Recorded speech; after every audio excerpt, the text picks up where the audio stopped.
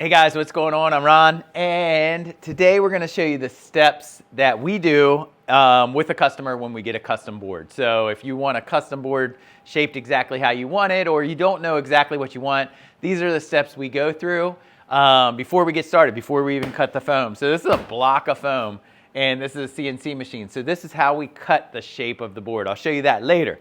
But first off, what we do is we sit down at the computer and we start designing the board. Now we do this for our production boards too. We design a board whether it's for flat water or for surf or for foiling.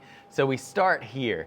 This particular one's for a customer, so he wants a 9'6" board, he wants 170 liters. So we start there, then we design it.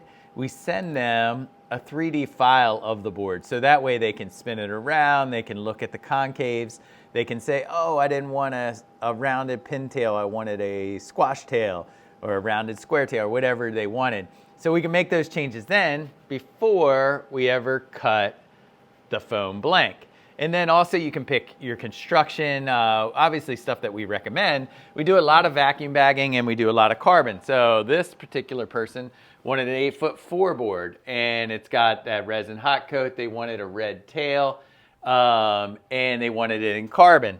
So that's what we did. And but we usually specify the construction that we think's best for the customer as well. So next step is cutting the blank. All right, taking a look at the CNC machine.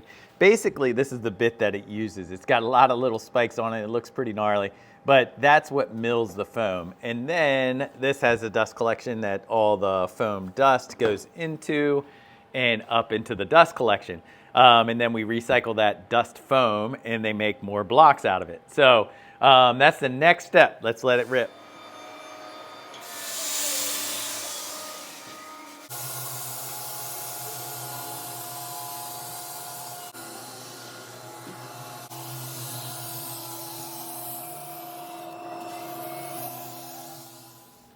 All right, now the machine's done cutting, and this is what we're left with is the blank of the shape. So this is a 9'6" by 32.